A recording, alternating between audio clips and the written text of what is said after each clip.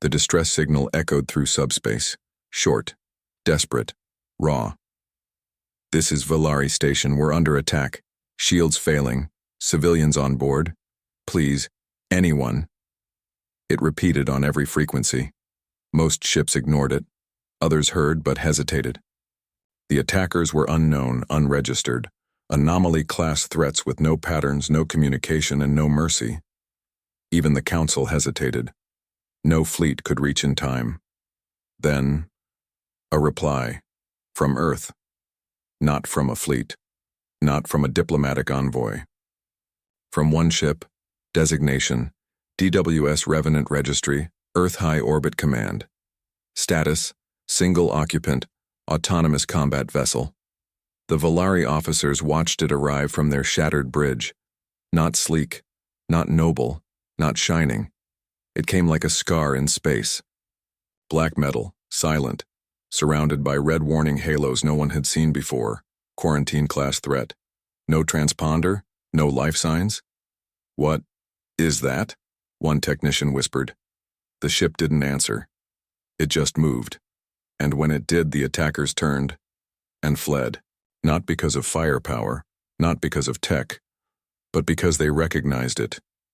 Something older. Something buried in deep void lore, an Earth-built vessel used only in extinction-level emergencies. Something that wasn't built for war. It was built to end war. The Revenant didn't dock, didn't speak, didn't ask. It obliterated the attackers in exactly 91.6 seconds, and then, without a single word, it turned and vanished into fold space. Only a single message remained in the system logs, encoded in an ancient Earth dialect. "You called for help. We sent a reminder. Never hunt the helpless while Deathworlders still breathe." The distress signal echoed through subspace, bouncing between comm buoys and abandoned satellites like a dying heartbeat. It was short, desperate, raw. "This is Valari Station. We're under attack. Shields failing. Civilians on board. Please. Anyone." The message repeated every 40 seconds, over and over on every frequency, across every bandwidth. There was no code, no encryption. It wasn't meant to be secure. It was meant to be heard. A scream into the dark, but most ships ignored it. Some long-range patrols picked it up, but they were too far. Others intercepted the signal and hesitated. Not because they didn't care, but because they recognized something in the voice. The panic. The fear. It wasn't pirates, not raiders, not some petty border conflict. This was something else. Something wrong. Anomaly-class threats, they called them. Enemies with no faces, no messages, no names, no demands. They didn't speak. They didn't take prisoners. They just appeared. Like a glitch in space. A silence that swallowed everything. Even the Galactic Council hesitated. Maps were pulled up. Transit paths were calculated. The nearest fleet was at least 28 hours away. Valari Station wouldn't last that long. So the signal kept playing. A loop. A dying call. And then it stopped. For exactly 7 seconds, then a new transmission broke through. Not words, not even sound, just a series of codes. Strange, jagged patterns that didn't match any fleet signature. The comm AI tried to decode them, but failed. But Earth didn't fail. The message had reached home, not the Council, not the colonies, but Earth itself, old Earth. The place most people now considered ceremonial, outdated, too quiet, too cautious, too far from the wars and the noise. And yet, Earth replied, not with a fleet, not with a diplomatic envoy, not with a warning. It sent one ship. Designation, DWS Revenant. Registry, Earth High Orbit Command. Status, single occupant, autonomous combat vessel. By the time Valari's shattered remains came back into contact, with long-range sensors, something strange was already happening. The attackers were running. No one had ever seen them retreat. They didn't even know if they could. But the creatures, massive, skinless, void black with holes for eyes, turned away from Valari's burning hull and fled. Not back into the drift. Not into hyperspace. They just disappeared. Gone. Vanished like a wave breaking. The survivors on Valari's bridge, what was left of it, stared through the shattered viewport, and they saw it. The ship. It didn't glide. It hung, like a wound in the stars. Its hull was black like metal melted in fire, but it didn't shine. No sleek armor, no visible weapons, just jagged lines of deep red across its frame, warning sigils, ancient, pre-council, quarantine class. It didn't broadcast a transponder. It didn't ask to dock. It didn't respond to any of their messages. One of the technicians whispered, "There's no life signs aboard." What is that?" No one answered. Because even without answers, they could feel it. The ship wasn't there to help. It was there because something had broken the rules, and now it had come to fix it. The DWS Revenant didn't move like a normal vessel. It didn't use thrusters, no ion trails. It simply shifted, like it bent space around it. One moment it was near Valari. The next it was following the things that had attacked, drifting after them in utter silence. And the feeling it left behind in the minds of those who saw it wasn't hope. It was dread. Liz Anden, a junior researcher at Valari's Exoscience Division, stared at the ship's departure vector. She wasn't military, she wasn't brave, but something inside her refused to look away. She whispered to herself, "That's not a warship." No one disagreed. Ships of war could be understood, named, counted, measured. This thing was something else. When the survivors were finally picked up by a med fleet 6 hours later, they tried to explain what they saw. Some called it a ghost ship. Others said it was alive. One man swore he heard voices when it passed, screaming, begging. Not from the outside, but inside his head. No one could explain why the attackers fled. No one could explain what the Revenant was. But every sensor log confirmed one thing. The ship hadn't fired a single weapon. Not one. And still, the threat ran. Back on Earth, in the cold, mountain-locked facility known only as the Fold, 3 ancient men in gray coats stared at an old blinking light. It had been off for over 60 years, but now it blinked red. One of the men whispered, "Sentinel Revenant is active." Another replied, "They called for help." The third said nothing. He just looked at the blinking light and remembered. Decades ago, Earth had faced something that didn't come from the stars but from underneath. A thing that infected light, sound, memory. It couldn't be reasoned with. It couldn't be studied. It had no shape, no name, just presence. And when Earth realized it couldn't stop it with bombs, fleets, or science, they built something different. Not a soldier, not a machine, but a weapon with a soul. The Revenant. They didn't send it to win wars. They sent it to end them, forever. Back on Valari, in the quiet hours after rescue, Liz sat in the medical bay, staring at the only data she had managed to download before the systems failed. A trace log. Just a signature. Just one moment of the Revenant's presence, how it warped subspace. It wasn't physics, it was something older, deeper, wrong. She transferred the log to a private device and hid it inside her uniform, because something in her gut said this wasn't over. The Revenant had followed the monsters, but it hadn't come back. And Liz needed to know why. That night she dreamed. She saw a corridor, dark, flickering lights, a hallway of metal, warped like it had been underwater for years. And at the end of it, a door. Behind it, breathing, not loud, but steady, like something asleep, waiting. And when she woke, gasping in her bunk, heart racing, she knew it wasn't just a dream. It was a memory, but not hers. It belonged to the thing that came from Earth, the thing that used to be human, and still remembered what it had lost. Somewhere in the drift, the DWS Revenant floated in the dark, waiting, listening, and hunting. Because when the scream went out, Earth had answered. Not with hope, not with help, but with a reminder. If you break the laws of nature, if you summon things not meant to exist, if you tear a hole where none should be, Earth doesn't send aid. It sends a ghost with teeth. Liz Anden couldn't sleep. Even days after the attack on Valari Station, her mind kept returning to that moment. The black ship in the stars, the way it moved, the silence it left behind. Most survivors were trying to forget. She couldn't. She didn't want to. She sat alone in the medbay while others recovered. The nurses stopped asking if she needed rest.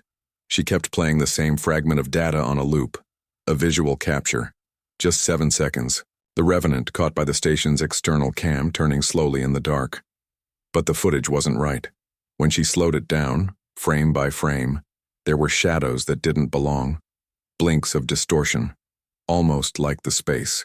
Around it was folding, shivering.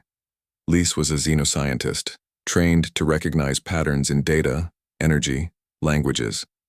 But this was something beyond all of that. She filed a personal request to the Council. Access to restricted archives, classified, military records, everything Earth-related that involved autonomous warcraft. Her request was denied, almost immediately. Too fast, so she went another way. Valari was under Council jurisdiction, but Earth still had listening posts and research hubs throughout the region.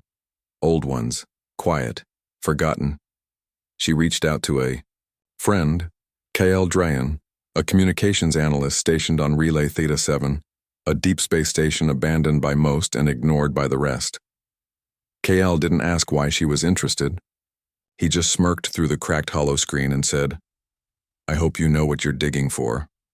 She replied, "I don't. That's the point." It took 6 days for K.L. to find something buried, not in current databases, but in legacy files, pre-unification, pre-council, old Earth military programs that weren't even supposed to exist anymore. One document stood out, redacted almost completely. Title, Project Sentinel Null. There was no crew list, no ship class, no command chain, just one line, left untouched.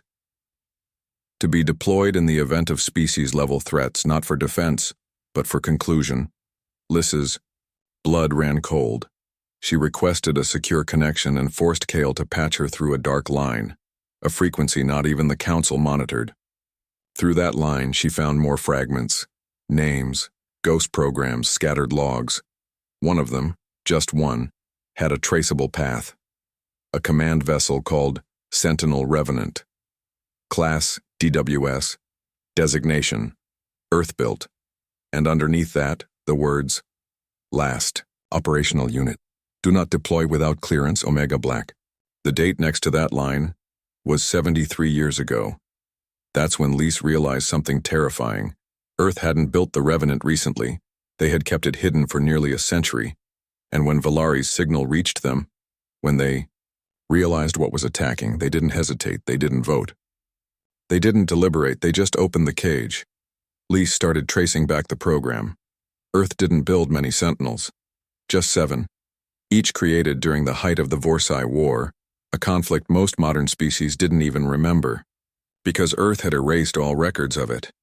All 7 Sentinels were classified as autonomous conflict terminators. No crew, no pilot, just a central processing matrix connected to what they called a living neural core. That's what stopped. It's ice cold. The neural core wasn't AI. It was human.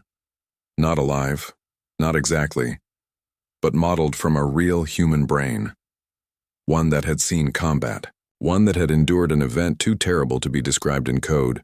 The Revenant was the last of them. The other 6? Destroyed. Not in battle, but on purpose, because something went wrong. There were vague references, glitches in behavioral patterns. One Sentinel had wiped out a colony by misidentifying the population as contaminated. Another vanished into deep space and never returned. 2 were terminated by Earth forces after containment breaches. Only the Revenant remained operational, because its containment never failed. Lise read everything she could find, piecing together the broken story like glass shards. The picture forming was something Earth had spent generations hiding. These sentinels weren't ships. They were prisons. Each held a mind, a soul. Someone broken, then weaponized, not as punishment, not as revenge, but because only minds that had already died inside could survive the process. Lise found a name. The one inside the Revenant. Commander Silas Wren. That name wasn't in council records. But Earth kept echoes. Archived combat logs, video feeds. In one recording she saw his face, a man in his late 30s, hard eyes, gray at the temples, standing in the wreckage of a battlefield, surrounded by fire. He didn't speak to the camera, he just stood there and then he smiled. Not happy, not sane, just broken. And that smile became the signature template for the Sentinel AI. Not because it was logical, but because it scared the enemy. Lise stared at that face for hours, trying to imagine what kind of man had to break so badly that Earth decided he could never be allowed to die. She began to understand.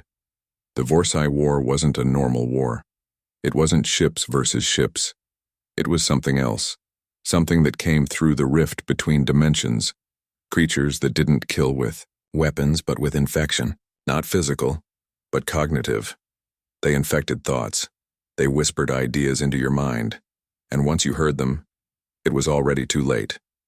They used communication as a weapon. The only way to fight them was to stop thinking like a person, to become something else.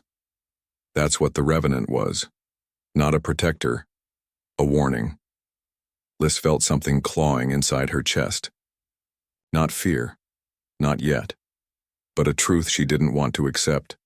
Valari hadn't been saved. It had been spared. For now. The Revenant hadn't destroyed the attackers. It had followed them, because something bigger was still out there, and Earth knew. That's why they'd kept the Revenant, not for war, but for the next time the wrong kind of silence started spreading. Lise packed her few belongings and sent a message to Kale. "I need a ship." Kale responded instantly. "You've lost your mind." She said, "Maybe, but I have to follow it." He paused, then replied, "You're chasing something built to end civilizations. You do know that, right?" She nodded to herself. That's exactly why. He didn't try to stop her again. A few days later, Lise boarded a retrofitted research shuttle called the Heron. Small, fast, not meant for combat. Just sensors, deep-range nav, and a black box in case no one returned. She plotted a course. Not toward Earth, not toward Council space, but to where the Revenant had gone. She found its jump path hidden in a residual fold in space. Something only someone with a neural scanner and a lot of luck could detect. The jump signature led toward a region known as the Hollow Drift. No one went there anymore. Too many dead systems, too many ships that went in and didn't come out. They called it a graveyard. She called it a trail. The Heron entered the drift 2 weeks later. At first there was nothing, just the quiet pulse of cold stars, abandoned satellites, wreckage. A broken dreadnought from some forgotten war drifted past, its hull still bearing the emblem of a people no one remembered. But then, things began to change. Lise started receiving echoes, not signals, just impressions, feelings, as if her instruments were picking up emotions burned into space. Fear, rage, sorrow. The Heron's AI flagged anomalies, readings that made no sense, power surges from empty stations, echoes of voices where no comms existed. And one night, if night could exist in that place, she heard breathing, not through the hull, in her head. When she scanned the source, she found it. The Revenant, just drifting, silent, waiting. It hadn't aged. It hadn't changed, but the space around it had. Lights bent strangely near its hull. Her sensors picked up radiation that didn't exist in standard models. Gravity warps, time distortions. The Heron's AI warned her. Proximity breach imminent. Risk unknown. She moved closer anyway, and then it turned, not fast, just a slow rotation. And as it faced her, the lights in her ship dimmed, her body felt cold, and she knew, without anyone telling her, that the Revenant had seen her. It didn't fire. It didn't flee. It just opened a channel. No sound, just a single string of text. "You shouldn't be here," she replied, fingers trembling. "I need to know." There was silence, and then another message. "Then you need to understand." And her screen went black. Not the ship, just the display. And in that darkness, she began to see, not with her eyes, with her mind. A hallway, metal, twisted, lights flickering, a scream in the distance, and at the end of the hallway, a mirror. In it, her own face. But changed, older, scarred, eyes like glass, and behind her reflection, the smile of Commander Silas Wren, just watching, not with anger, not with hate, but with recognition, like he'd been waiting for her. When Lise woke, she wasn't on the Heron anymore, not physically, but her mind had been pulled somewhere, into the machine, into the memory. The Revenant had let her see it, a warning, a beginning, and maybe an invitation. Liz Andon didn't remember how long she was unconscious. When she opened her eyes, she was back on the Heron. Everything looked normal, lights stable, readings green, but she wasn't the same. Her hands were shaking, not from fear, but because something inside her had changed. A part of her mind that was never opened before had been touched.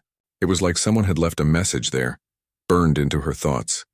It wasn't just a vision, it was a memory, but it didn't belong to her.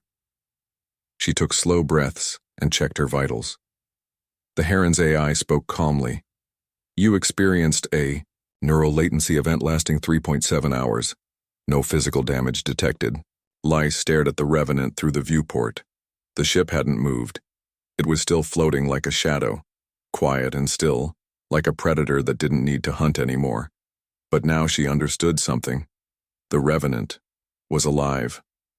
Not in a biological sense, but in consciousness. It could reach into minds, communicate without words, show things not through data, but through experience. She ran a deep scan again, but the results made no sense. The ship had no active life signs, no external weapon readings, no fusion core output, and yet, it moved. It spoke. It knew her. And worst of all, it had chosen to show her something. But why? She replayed the vision again in her mind. The corridor, the screaming, the mirror, her older face. Silas Wren behind her, and that smile. It haunted her. She started pulling pieces together. Silas wasn't just a man. He wasn't just a neural, core fused into a ship. He was a memory that refused to die. Somehow Earth had taken the worst moment of his life, frozen it, and locked it inside a machine. But that moment was still living, still growing, still hurting. And now, it had touched her. She left the Heron and boarded the Revenant. No suits, no protocols. She didn't know why she did it. Maybe instinct, maybe madness. But the outer hull opened for her, not with a hiss, not with hydraulics. It just parted, like the ship had been waiting. The corridor inside was unlike any ship she had ever seen. No panels, no lights, just black metal that absorbed sound, like walking through a dream or a nightmare. The floor felt soft, not like carpet, more like it responded to her footsteps. It knew she was there. She whispered, "Silas?" No reply. She kept walking. The corridor twisted like a broken memory. Time didn't feel right inside. One moment it felt like minutes, another like hours.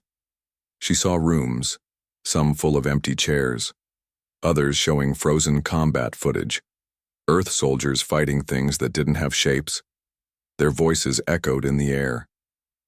Not from speakers, but from the walls. She touched one wall and suddenly, she was there. Not in a vision. Inside the battle. Her feet hit mud. Her hands held a plasma rifle. Screams echoed all around. She looked down. She wasn't Lys anymore. She was Silas, his last day.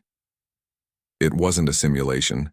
It was his final memory, what he saw, what he felt. She heard voices screaming in her ear. "Commander!" They breached containment. Children were crying in the background. There were civilians. Silas, she, looked around. Alien creatures crawling from smoke, moving like shadows with teeth. Not screaming, not roaring, just whispering, over and over. "We are peace. We are peace. We are peace." But their hands were blades. Their eyes were black suns. Their words weren't peace. They were infection. Every soldier who heard them dropped their weapon, smiled, walked into the enemy. Lys, still trapped in Silas's body, felt terror, real, paralyzing terror, and then rage. He activated the failsafe, burned everything, the colony, the soldiers, the children, and himself, a final command. No mind must survive.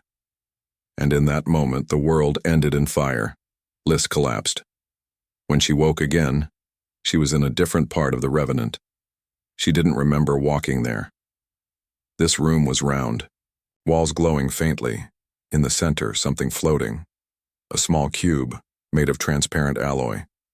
Inside it, a brain, still connected, still pulsing, still alive. She fell to her knees.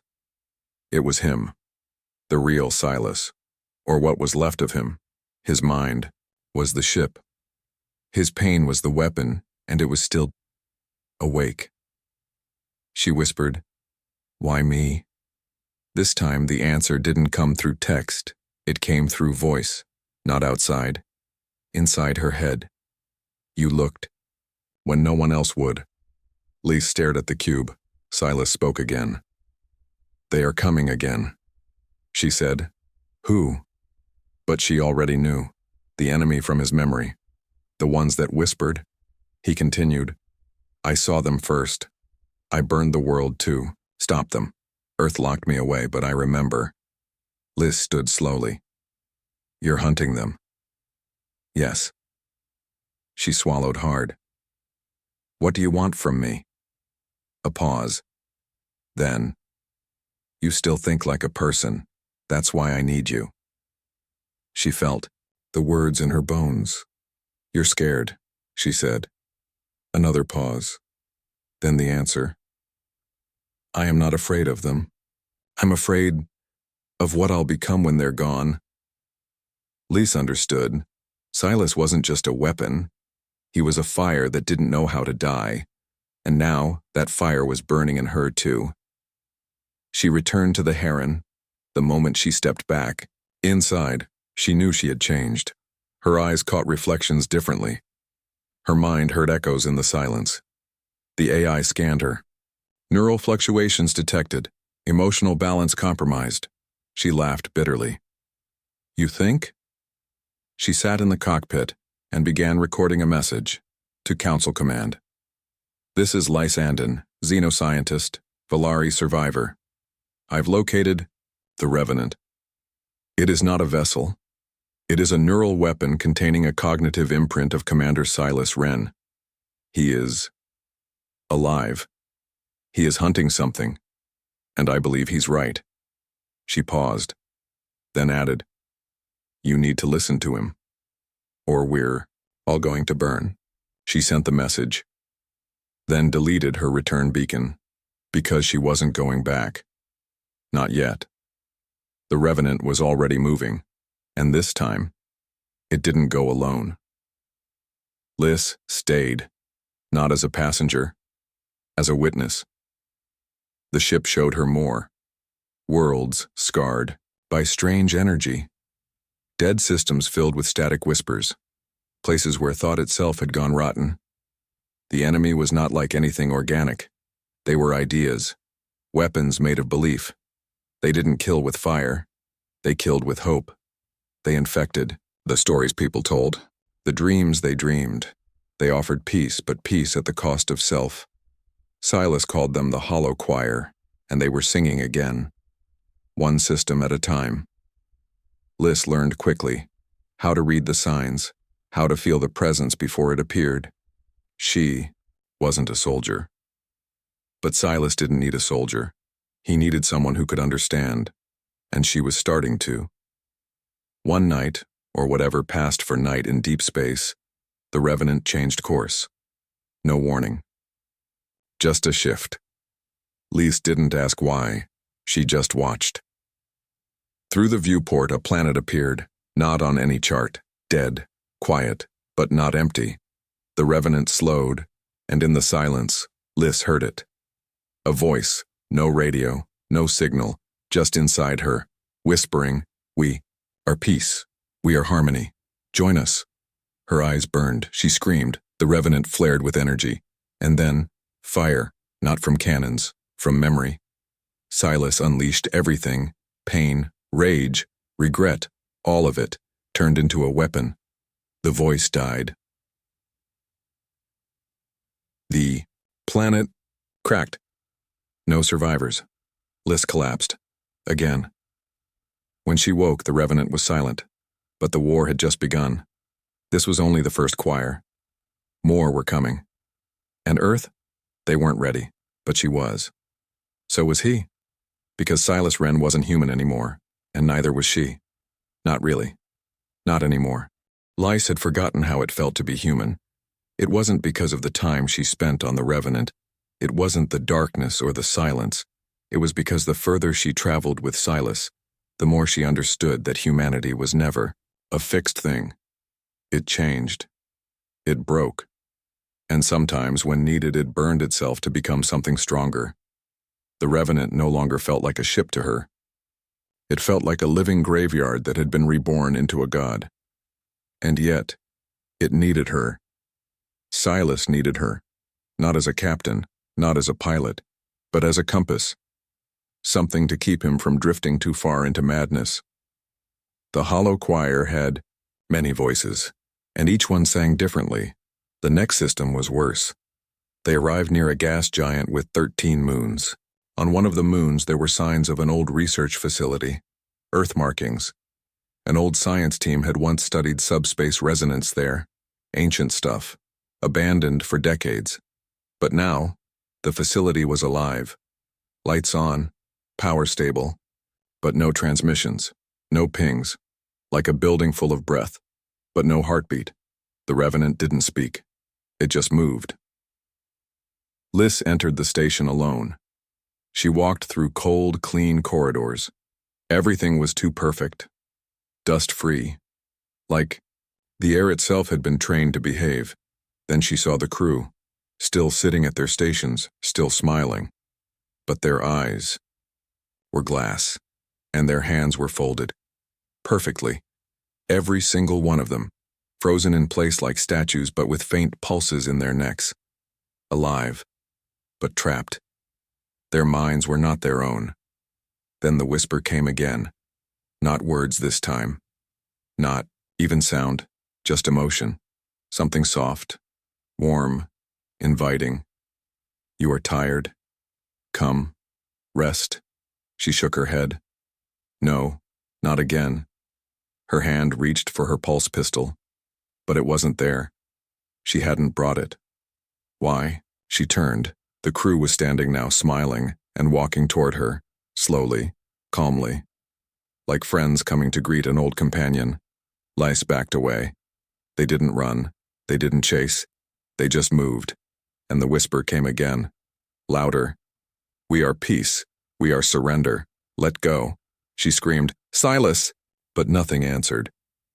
She tried running, but the corridor bent the wrong way, like the station itself was folding inward. Then something broke.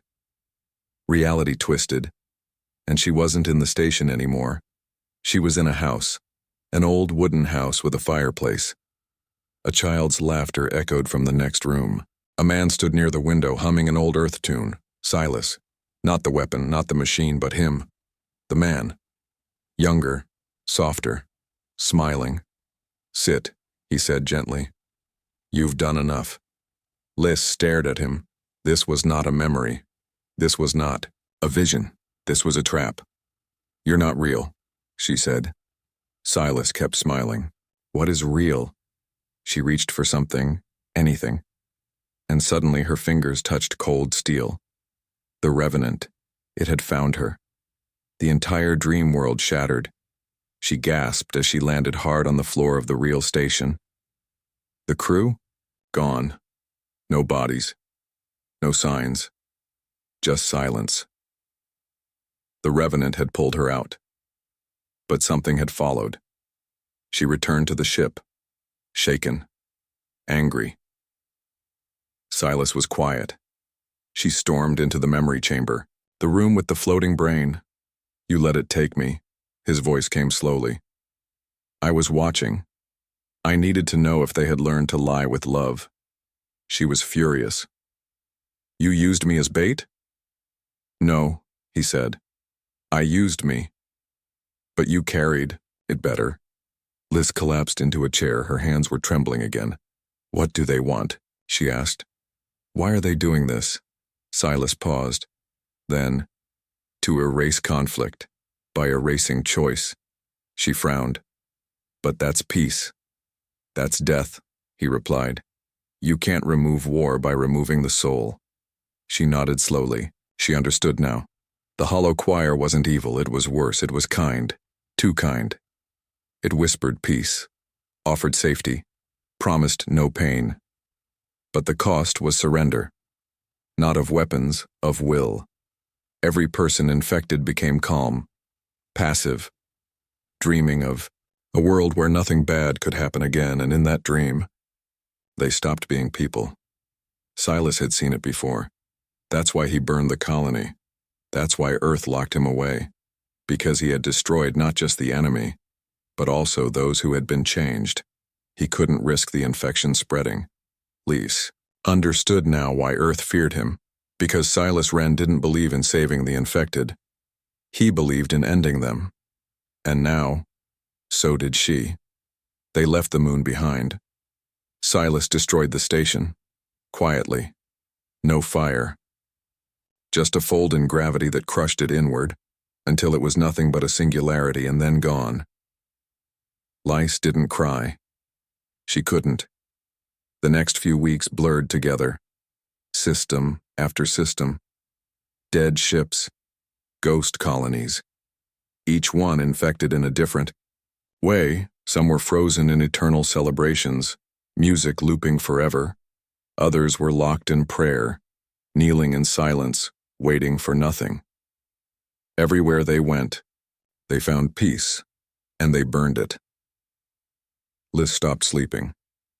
Silas didn't tell her to rest. He couldn't. She wasn't dreaming anymore. She was remembering. One system changed everything. A mining colony near a collapsed star. 500 residents. Alive. Moving. Working. But when they got close, the people waved, smiled, welcomed them. No weapons, no fear. Silas hesitated. They don't feel hollow, Lise whispered. He agreed. She landed. Walked into the colony. People shook. Her hand offered her food, played music.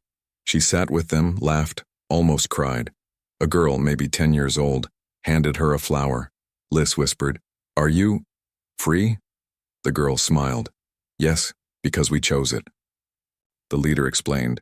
They had been approached by the hollow choir, offered the dream, shown the future, and they had said no. But the offer changed them. Not infected, not hollow, but aware. They knew what was coming, and they had decided to live every day with meaning, not as warriors, as humans. They didn't need to fight. They needed to remember who they were. Lise returned to the Revenant and told Silas everything. He didn't speak for a long time. Then, finally, he said, There is still hope. It was the first time he had said that word. Hope. The next day, Earth responded to Lisa's message. Her voice had reached them, but they didn't send a fleet. They sent a warning. The hollow choir had reached Sol. Earth's border defenses were failing, and They were sending something else, a last resort, not a fleet, not a diplomat, another revenant. Designation. DWS Lazarus. Same technology, same core, but no Silas. No mind.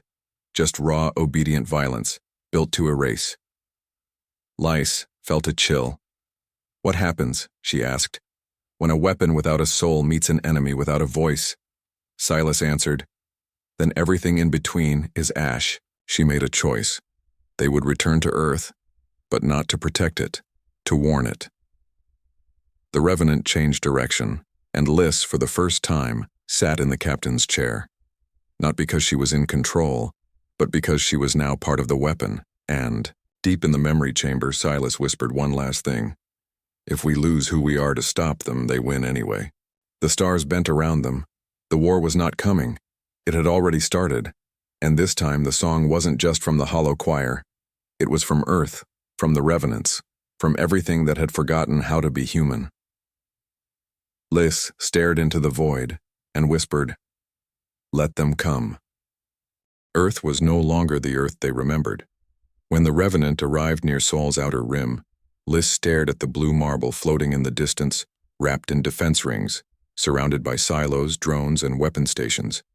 But it wasn't the sight of Earth that stunned her. It was what floated just above it. Another ship. Massive, angular, brutal, DWS, Lazarus. If the Revenant was a whisper, Lazarus was a scream. No voice, no presence, just power. It didn't move like a ship. It hovered like a judgment, cold, ready, waiting for orders. Lys felt her throat dry. That thing, it has no soul, she whispered. Silas inside the memory chamber agreed. It was made to follow one directive. If it senses the choir, it burns everything. Planet, people, sky. It does not know friends or foes. It only knows infection. Lys's heart sank. Earth had truly lost faith. They didn't want to win. They wanted to survive, even if it meant erasing their own kind. A signal came. Not from Earth Command, but from Lazarus. Binary pulses. Cold. No human language. Silas decoded it. Protocol Sigma 13 activated, awaiting confirmation of choir presence. 10 minutes until ignition. Lys's eyes widened. Ignition. Total system purge, Silas said softly. It will wipe Sol clean, just in case. No, there are still billions on Earth, she shouted. Silas didn't answer. He was thinking, calculating. Les looked at the view screen again. Lazarus sat silent, charging. Earth's orbital systems had gone quiet. No response. Maybe jammed. Maybe scared. Maybe surrendered already. The hollow choir wasn't far. Sensors picked up the ripple first, like a soft tremble in the void. Then another. And then a wave, like a black curtain sweeping through the stars. Ships, hundreds. No engines, no patterns. They moved like shadows, and inside them faces. Human faces, alien faces, twisting, smiling, frozen. Each ship carried a choir seed, infected minds, dreams shaped into weapons. Lys whispered, "How do we fight something that doesn't want to fight?" Silas answered, "You don't fight it. You resist it." But Lazarus doesn't know resistance. It only sees threats. Silas's voice lowered. "Then we have to show it something worse than a threat." Lys stared at the console. Her hands shook. Her thoughts spun. The choir was approaching Earth. Lazarus was waking. Earth was silent. She had one choice. She opened comms. "All ships, this is Liz Vetra aboard the DWS Revenant. Stand down. Do not engage. I repeat, do not engage." Silence, then static, then a voice. Familiar. "Earth High Command. Lys, you shouldn't be here." "Don't launch Lazarus," she said. "We have no other option." "Yes, you do," she replied. "Us." There was a pause. Then a laugh. Bitter. "Tired. That thing you're flying is a relic. We built something better." "No." "You built something easier," she said. "We don't have time for speeches, Commander. The choir's coming. They're already here, Lise whispered. But they're not attacking. It was true. The ships had arrived, but they didn't fire. They didn't open ports, they just floated. Watching. Lise closed her eyes. She remembered what the infected people said on the mining colony. We are peace. We are surrender. The choir was showing Earth a choice: give up, join them, and never suffer again. That was the real attack. No bullets, no lasers, just the soft voice in the dark that says, let go. And now Earth had to choose. Lazarus began powering up. 7 minutes. Lise stood up. She walked to the memory chamber, to Silas, to what remained of him. You can stop it, she said. Silas didn't reply at first. Then, only if I become what they fear most. What does that mean? If I override Lazarus, it will see me as a choir source. It will launch everything, not just at the choir, but at me. You'll die, she whispered. I died a long time ago, Lace, but you can live. Tears welled up. I'm not leaving you. You don't have to. Just let me finish what I started. Silas leaned forward in the interface. Lights flickered. The ship's heart pulsed faster. Then, a signal burst from the Revenant. Lazarus reacted, moved, turned, its cannons locked on the Revenant. The choir ships shifted, like they had sensed something familiar. Then, from one of them, a signal. Not a message, a memory from Earth. Silas's old Earth, a child's drawing, a man smiling, a memory he thought he had lost. The choir wasn't attacking. It was offering him a way back, a way to feel. Silas almost hesitated, but he didn't take it. Instead, he screamed on a digital scream that shattered signals and sensors, and then he merged with Lazarus. Lise watched in horror as her ship began tearing itself apart. Black veins of code jumped from the Revenant to Lazarus like fire in space. The two ships, both born of Earth, locked in a silent digital war. Inside the data stream, Silas faced something impossible. His own mind, split, half human, half weapon, and in front of him a wall of memories, not his, but from the choir. Their pain, their surrender, their peace. He saw worlds that had suffered for centuries, finally breathing. He saw war-torn children smiling in dreams. He saw hope twisted and calm, and he said no, because peace without freedom is a cage. He attacked. Lazarus responded. Earth watched in silence, and then the sky exploded, a light so bright it broke sensors from Mars to Saturn. The Revenant and Lazarus collided, not physically but spiritually. A war of will, not firepower. Lise tried to stop it. She ran to the core, opened the panel. She could still feel him. Silas. He was still fighting. She placed her hand on the neural interface. Silas, come back. His voice was soft. I can't. Yes, you can. I burned too long. There's nothing left. That's not true. You gave me something. You showed me how to fight without becoming a monster. He laughed faintly. And you showed me how to feel again. The light grew brighter. Lazarus began to shut down, its core melting, its logic dissolving. Earth command screamed over comms. What did you do? Lise answered. I gave it a soul. Silas used his last seconds to do something no machine had ever done. He forgave himself, and then he let go. The Revenant and Lazarus shattered into a million pieces. No fire, no wreckage, just dust, like ashes on wind. The hollow choir watched. Then, silently, one by one, they turned and left. Not because they were beaten, but because they had understood something. Earth didn't win with firepower, it won with choice.